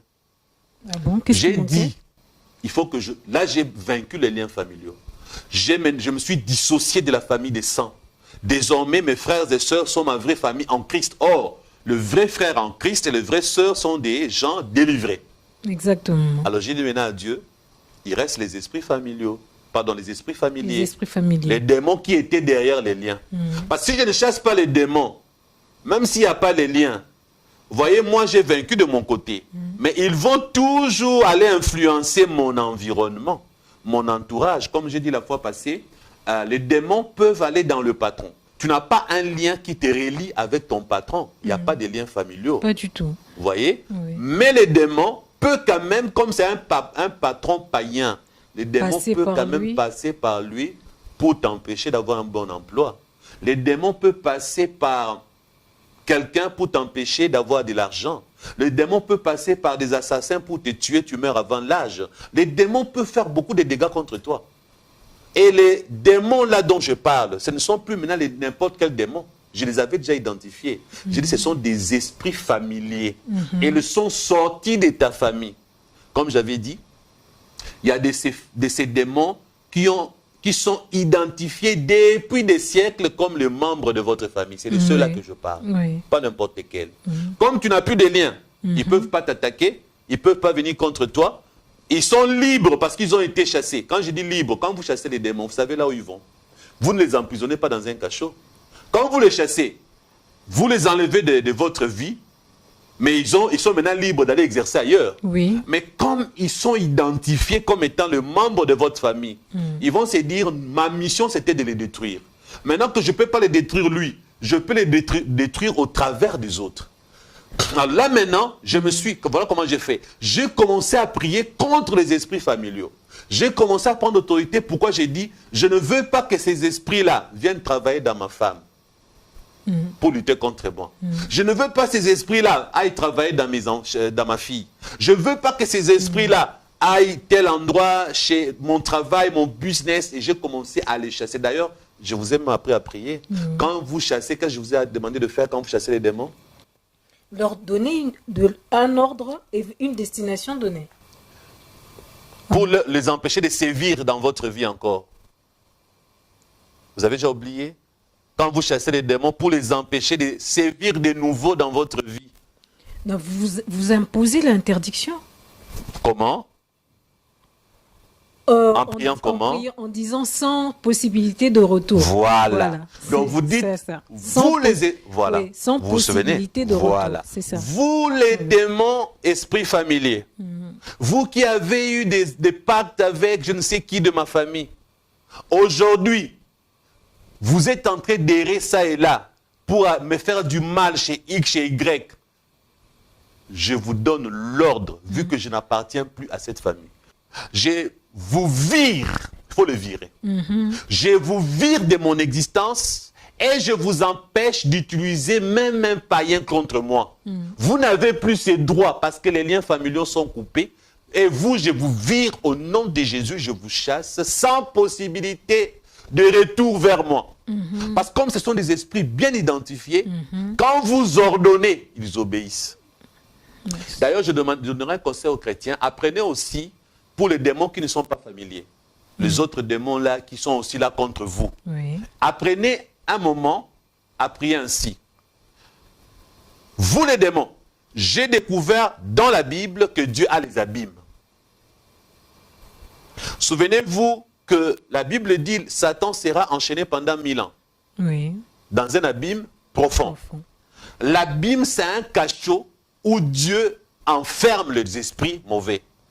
Dans l'Apocalypse, on nous montre les diables qui seront enfermés pendant 1000 ans. Et d'ailleurs, la Bible dit, dans l'abîme là, on l'a enchaîné. Il sera enchaîné. Parce que s'il est en liberté, il peut trouver un moyen de sortir de l'abîme et venir sévir. Pendant le 1000 ans, Apocalypse dit que le diable sera enchaîné dans l'abîme. Voilà. Maintenant, la Bible parle également dans Jude et dans Pierre. J'ai déjà prêché sur ça, en parlant de les hommes et les anges cohabitent. Là où Jude et Pierre disent que ces anges, ces fils de Dieu, qui n'ont pas conservé leur dignité, qui sont venus se marier avec les filles des hommes. Qu'est-ce que Jude et Pierre nous informent? Que Dieu les a enchaînés dans des abîmes. Et j'en ai parlé la fois passée. Aujourd'hui, on peut ne plus qu'afficher les versets. Et les abîmes sont au pluriel. Tu vois, on parle des anges au pluriel et des abîmes au pluriel. Or, comme les abîmes sont au pluriel, ça veut dire que chaque ange avec sa prison. Et la Bible précise enchaîné. Maintenant, par la prière de foi, je peux ordonner à un démon, je dis, toi, je t'ordonne de ne plus jamais revenir vers moi. D'ailleurs, je fais mieux. Je te chasse et je t'enferme dans un abîme profond où je t'enchaîne pour que tu ne sévisses ni moi ni quelqu'un d'autre. Comme les démons sont des myriades, on ne peut pas les compter. Parce que au ciel, Dieu a des myriades des êtres célestes. Satan est parti avec le 1/3 des myriades.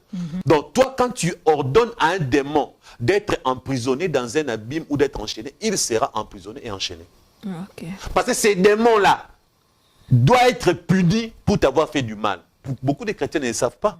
Et tu ordonnes au nom de Jésus-Christ. Au nom, oui, au nom de Jésus. Ce n'est pas une prière vague. Si tu fais une prière vague, vous les démons, c'est vague. La prière ne sera pas exaucée. Si tu as localisé un démon, exemple, tu as constaté que toi, quand tu t'es marié, tes époux meurent toujours. Oui, il y a comme ça des veuves, on les appelle veuves noires. Oui. Chaque fois qu'elle se marie à un nouvel époux, il meurt toujours. Tu n'es pas sorcière. Tu n'es pas sataniste. Oui. Tu es consciente que tu es une vraie chrétienne. Alors il y a un esprit envoyé par Satan qu'on appelle un esprit de mort, qui ne fait que tuer tes époux. Ou encore des femmes. Et vice-versa. Alors peut-être qu'ils sont les gens. Alors tu peux dire, je ne veux pas connaître combien vous êtes. Si tu es un ou vous êtes plusieurs, vous qui tuez toujours mes époux ou mes épouses, tu as fait 14 fausses couches. Vous qui tuez toujours mes bébés, vous qui m'empêchez toujours d'avoir un bon emploi, vous ces démons-là, vous là, moi je n'ai pas besoin de vous connaître. Jésus vous connaît. Voilà pourquoi au nom de Jésus, je vous prends, je vous enchaîne, je vous envoie chacun de vous dans des abîmes profonds où je vous enferme là-bas. Et même si tu dis, jusqu'au retour de Jésus-Christ, il en sera fait ainsi. Tu ne vas pas diminuer le nombre de démons qu'il y a chez Satan. Puis Satan, les démons sont plus nombreux que les habitants de la terre. Donc Satan va seulement constater qu'il y a des démons qui ont disparu. Parce que lui, il ne connaîtra même pas les endroits où tu les as mis. Parce que les abîmes ne sont pas localisables chez Satan. Satan ne connaît pas les adresses des endroits où Dieu a enfermé les anges déchus. Parce que si Satan connaissait, il allait partir libérer ces anges-là que Dieu a enchaînés, qui attendent le jugement dernier. Parce que ces démons, à lui, sont libres, ainsi que lui-même. Mais les anges là dont parlent Pierre et Jude, qui sont enchaînés, si Satan connaissait l'endroit, il allait partir là-bas. Lui aussi, il a aussi sa puissance, non? Avec la puissance qu'il a, il peut aller défaire les liens. Mais Dieu a toujours fait de sorte que Satan, premièrement, il ne connaît même pas. Maintenant, quand tu ordonnes, comme les démons, ils sont des myriades et des myriades, les démons que tu as enfermés dans les abîmes, enchaînés, ils seront là-bas enchaînés. Et si possible, par la foi que tu as, ils peuvent m'attendre là-bas jusqu'au retour de Jésus-Christ. Donc, il y a des choses que les chrétiens doivent savoir aujourd'hui. Et la Bible dit, Jésus a dit, tout ce que vous demanderez au Père en mon nom. Par la foi, si nous demandons, nous obtenons. Regardez bien, dans l'Ancien Testament, il y a des miracles que Dieu a eu à réaliser pour la toute première fois et ainsi que pour la toute dernière fois dans la vie de X ou Y. Exemple. Oui. Le miracle de soleil, arrête-toi. Avec Josué. Que Josué. Qui d'autre a répété la même chose. Répété ces miracles? Personne jusqu'à nos jours. À l'époque, la science n'était même pas évoluée pour qu'on sache que ce n'est pas le soleil qui tourne autour de la terre.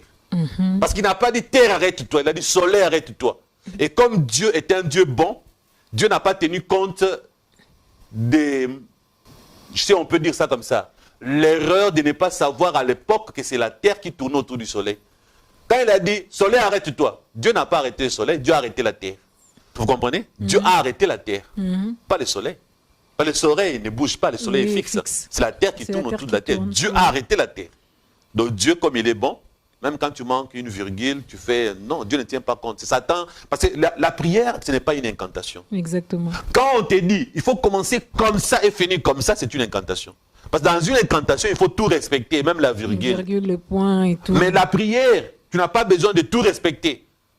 Avec l'amour du Père que Dieu a, quand tu pries, il peut même corriger tes erreurs dans la prière.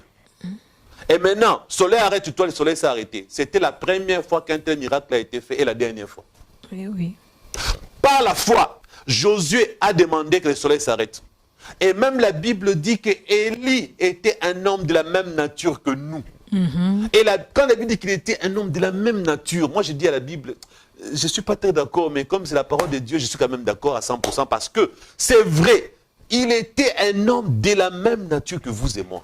Mais la Bible a précisé, c'est par la foi qu'il a ordonné qu'il n'y ait pas pluie.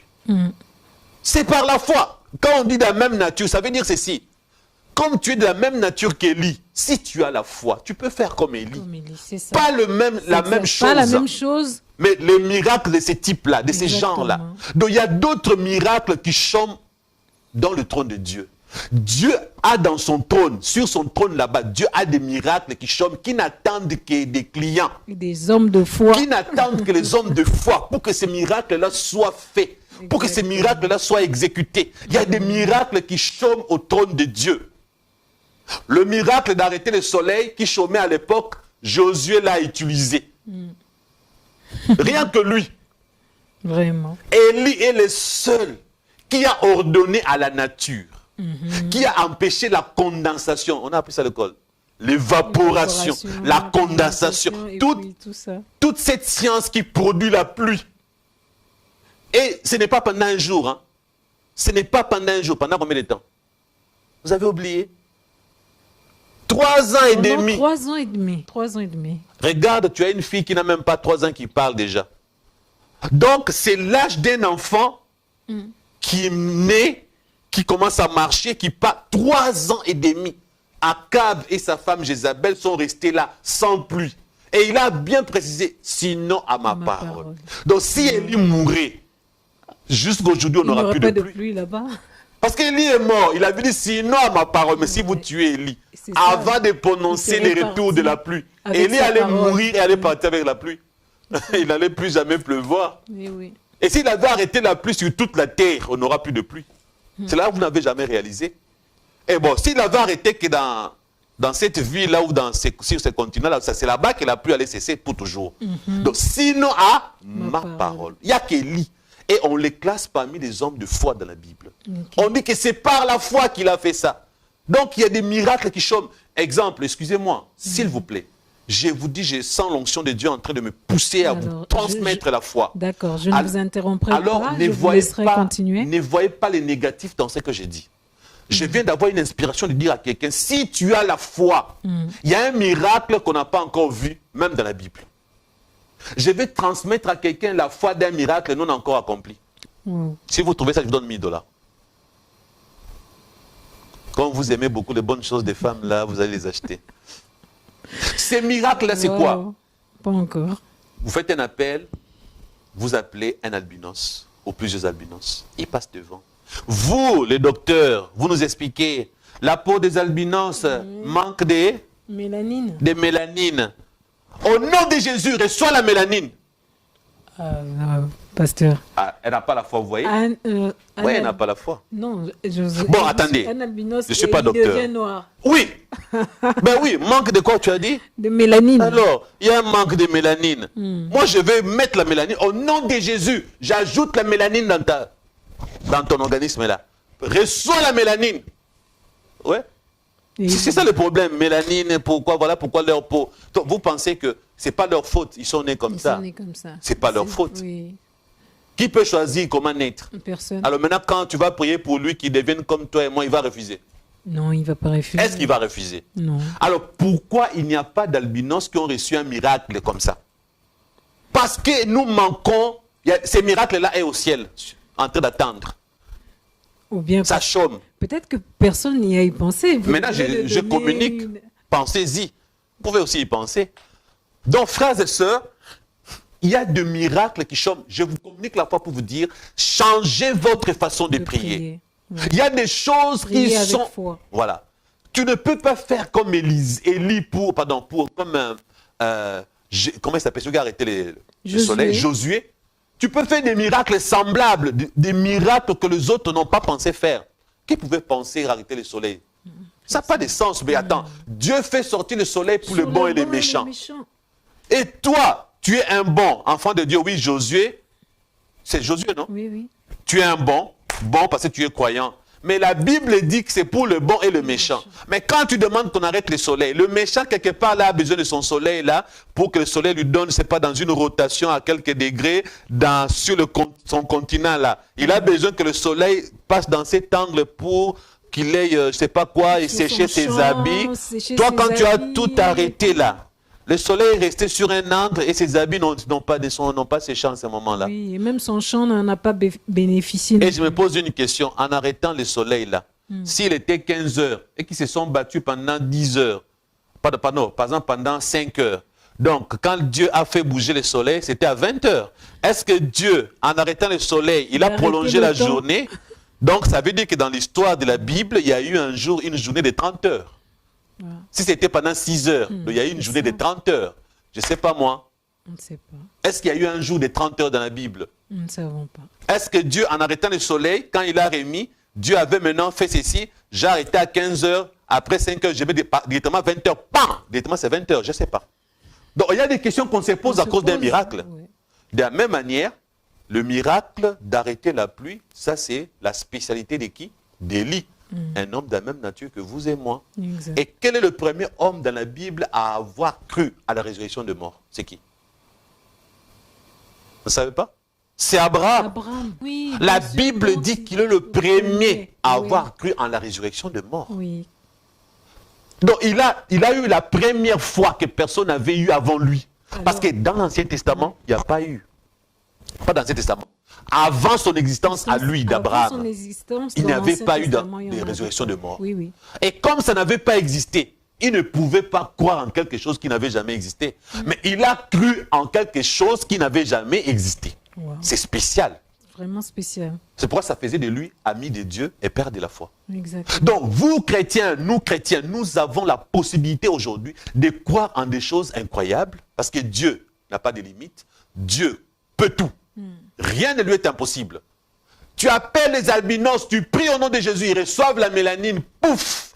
Demain matin, ils se réveillent, la peau est normale. Si Dieu veut faire ça, tic-tac, leur peau change directement. Si Dieu veut que ce soit un processus de quelques semaines, ils redeviennent. Qui va refuser ça? Personne. Maintenant, imaginez un autre miracle qui n'est pas encore réalisé. Lequel? Et imaginez aussi. Vous savez, dans la Bible, il n'y a qu'un seul homme qui a marché sur l'eau. Oui. On dira Pierre, bon, Pierre commençait à se noyer. Il commençait à se noyer. Il a commencé, mais jusque-là, il n'y avait que Jésus lui-même. Voilà. Et quand Jésus l'a fait, au grand étonnement des poissons, il n'a pas étonné que les humains qui étaient là dans la barque, c'est un fantôme. Non, ce n'est pas un fantôme, c'est Jésus. Et il marche sur les eaux. Il a étonné les apôtres qui étaient là. Et en dessous, là, vous avez oublié les créatures marines. Il y a les baleines, les poissons, les piodis que tu as mangé là. Là. Et il regarde comme ça. Oh. C'est notre créateur là. Où est la pesanteur? Il marchait sur l'eau. Mais il n'y a pas que Jésus. Regardez, je dis une chose. Élisée avait reçu la double onction d'Élie. Vous vous souvenez? Oui. Maintenant, si vous comptez les miracles qu'Élisée a eu à faire de son vivant, voilà ce qui s'est passé. Qu'Élie avait eu à faire 7 miracles. Ok? Élisée a reçu la double portion. Donc Élisée doit faire 14 miracles. Oui. Maintenant, ce que les gens n'ont jamais su, Élisée est mort. Au lieu d'arriver 7 d'Élie, fois 2, c'est 14, non? Il s'est arrêté au 13e miracle. Ah bon? Et il est mort sans avoir réalisé les derniers miracles pour faire la double portion. Le dernier miracle. Oui, pardon, tu ne comprends pas? Oui. Qu'Élie a fait 7 miracles. Oui. Maintenant, c'est lui qui reçoit la double portion. Il doit en faire 14. Il doit en faire 14. Oui. Élisée s'est arrêté à 13 et puis il est mort. Il restait un miracle non encore réalisé.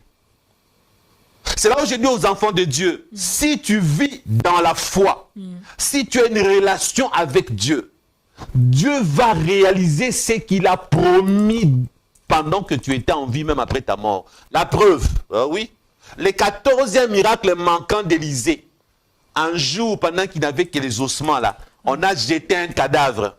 Oublié. La résurrection. Le cadavre en touchant les ossements d'Élisée, le cadavre est revenu à la vie. Qui a réalisé le miracle? Mais c'est Élisée. Exactement. Il y avait encore l'onction qui n'avait pas fini d'accomplir. L'onction d'Élisée, la double portion est restée là sur les ossements. La double onction attendait de réaliser les tout derniers miracles. Et le mort est revenu à la vie. Vous avez compris? Donc, la mort d'Élisée ne signifiait pas la fin. Quand tu es rempli de l'onction de Dieu, quand tu es rempli de Dieu toi-même, je te dis, même après ta mort, c'est que tu n'as pas eu, tes enfants auront ça. Amen. Dieu t'a promis un hélicoptère. Tu meurs pendant... je suis en train de mourir. Dieu, tu m'as menti. Dieu ne t'a pas menti. Tu auras l'hélicoptère. Tu auras l'hélicoptère. Vous comprenez ça? Ouais. Vous savez, je ne veux pas polémiquer. Qui a échoué contre Kadhafi? C'était qui? C'était George Bush père. Oui. Souvenez-vous. Kadhafi, George Bush père a échoué. Mais quand le fils est venu, il a achevé ce que papa n'avait pas fini de faire. Vous comprenez? Donc il y a certaines choses, si tu ne les accomplis pas, Dieu les réserve pour tes enfants. Qui n'aimerait pas qu'après sa mort, ses enfants soient heureux? Non, tout bon parent qui se respecte, c'est le souhait de tout bon parent. Quoi de plus normal? Donc il y a des choses que tu vas mourir sans avoir réalisé, sans avoir vu. Ne dis pas que Dieu ne les a pas fait. Élisée a vécu le 14e miracle qui lui manquait après sa mort.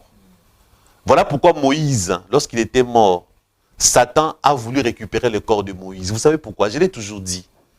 Le corps humain d'un serviteur de Dieu est rempli d'onction. Les satanistes vous disent qu'ils ont besoin de tout. Les cadavres là, on enlève l'eau. On fait passer au séchoir dans le monde astral là-bas. On enlève le sang pour boire, on enlève l'eau pour créer les eaux bénites dans certaines églises, on enlève la peau, la chair pour tout ça. Satan utilise les cadavres. Ça veut dire que Satan a besoin. Le fétiche, c'est fabriqué à base de quoi? Non, il y a des fétiches qu'on fabrique avec les cadavres, avec quelques écorces, patati et patata. Donc, il y a une raison pour laquelle Satan voulait le corps de Moïse. Un corps qui dégage l'onction comme d'Élisée. Pourquoi ce corps a dégagé l'onction jusqu'aux ossements? Parce que Dieu protège toujours les cadavres de ses serviteurs. Il a protégé les cadavres de Moïse. Parce que même un corps d'un serviteur de Dieu ne peut pas être utilisé par Satan. Donc, frères et sœurs, j'ai dit aujourd'hui, rien n'est impossible à Dieu. Et la Bible dit, pas seulement à Dieu, rien n'est impossible à celui qui croit. Donc, la foi est la clé de la réussite. Sans la foi, tu ne peux pas être agréable à Dieu. Ce qui manque aux chrétiens aujourd'hui, c'est la foi. Et là où je vous avais raconté, ma mère spirituelle qui me disait qu'elle ne voyait pas que moi je pouvais un jour acheter une maison, acheter des véhicules.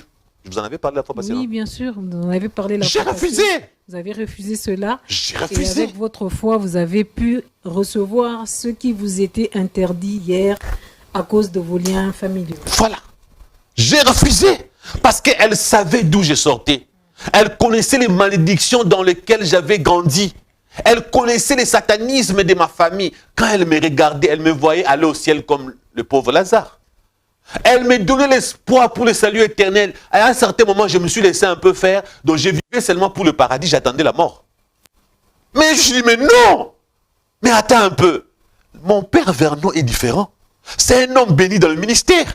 C'est un homme, un blanc qui a de l'argent. La borne, c'est l'église VIP. Mais attendez, c'est quoi ces histoires? Non, j'ai saisi la foi de Vernon. J'ai refusé ma mère spirituelle qui me voulait m'emmener sur un chemin de médiocrité. Quoi qu'il elle avait raison par rapport à mon background. Frères et sœurs, il y a même des serviteurs et servantes de Dieu qui peuvent t'induire en erreur. Il ne faut pas que ta foi soit limitée là où est limitée la foi de tes serviteurs de Dieu, de ton père spirituel, de ta mère spirituelle. Va au-delà. Amen. Va au-delà. Yes. Donc, si toi-même, tu respires la foi, le Seigneur va exaucer ta foi. Regardez, il y avait un homme qui voulait traverser la chute du Niagara. C'est où? La chute du Niagara vers... Vous voyez cette chute? Vous voyez, c'est spectaculaire, n'est-ce pas? Maintenant, cet homme a dit, écoutez, il y avait beaucoup de gens qui étaient là. C'était un équilibriste. Vous connaissez les équilibristes, non? Il a pris une corde. Il a fait traverser de part et d'autre. Donc, il marchait sur la corde. D'abord, avant de partir, il dit, qui croit que je peux marcher sur cette corde en traversant cette chute? Tout le monde qui était là, non, tu vas mourir. Tu vas mourir avec les secousses, tu vois, l'eau, le bruit. Tu vas mourir, tu vas tomber là en bas. Il y avait une femme qui était là à côté, qui dit, moi je crois. Tout le monde dit, non, tu ne vas pas. Qui croit que je peux traverser? Tout le monde dit, nous ne croyons pas, laisse tomber, on ne veut pas voir ta mort. La femme qui était là, elle dit, moi je crois. Ok, madame, pour toi, je vais le faire. Il est arrivé là, équilibriste sur la corde. Les gens, il fait comme ça, les gens, il fait un peu comme ça. Et puis, pouf, il traverse. Les gens disent, oh, c'était faisable. C'était faisable. Vous n'avez pas cru que j'allais le faire. C'était faisable.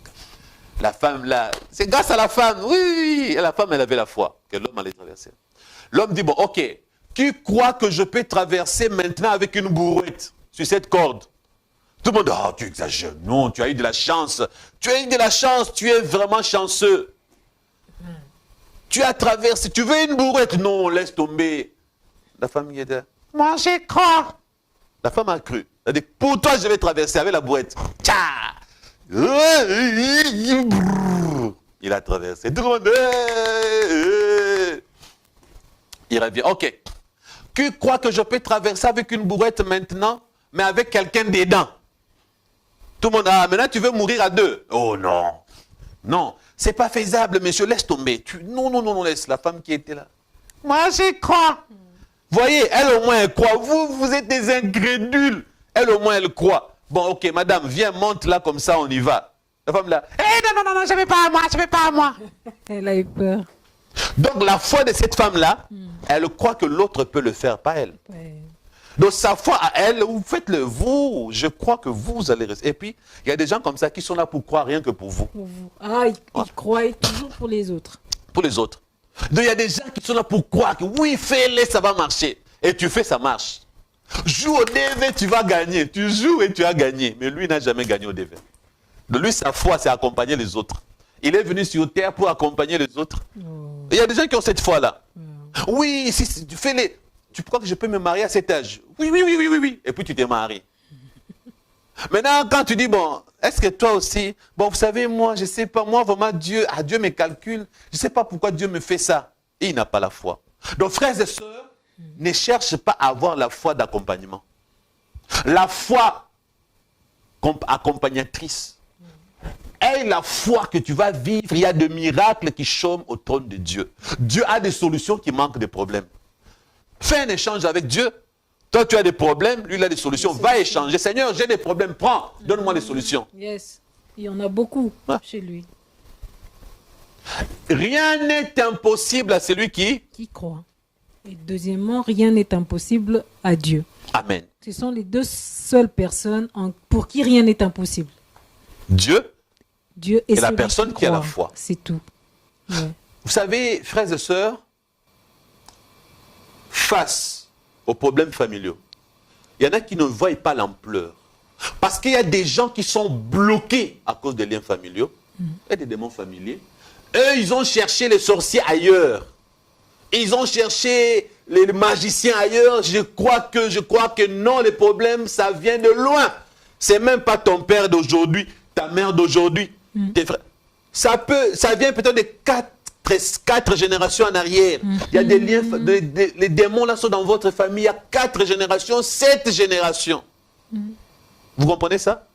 Oui, parce que... Nous avons vu ça ici. Oui. Dieu a montré ici. Telle mère, telle fille. Et d'ailleurs, Dieu, dans l'Ancien Testament, il a dit, vous ne direz plus ces proverbes en Israël. Les parents ont mangé les raisins verts et les dents des enfants en ont été agacées. Oui. Parce que ces proverbes s'est réalisé. Oui. On connaissait que quand les parents mangent les raisins verts, c'est les dents. Ça veut dire que ce n'est pas les dents des parents qui vont s'abîmer, c'est les dents des enfants qui vont s'agacer. La descendance. La descendance. Mabe salaba parents bana ba memangambo. Donc même Dieu avait reconnu dans l'Ancien Testament et Dieu maintenant promettait, bon ça va, je vais bannir ça. Pour dire quoi? Je vous amène là la solution. Même Jésus a reconnu, oui, il y en a qui naissent à cause de péché des parents, ils naissent comme ça, mais sauf celui-ci, c'est une exception. Ma soeur, il y a des problèmes que tu as là. Même Dieu sait que c'est à cause des liens familiaux et des démons familiers. Je vous ai expliqué la fois passée, ces démons-là qui se réclament de votre famille. Il y a des femmes qui naissent des vins. Donc quelqu'un qui est né comme la femme qui avait l'esprit de Python, elle est née avec ces démons-là.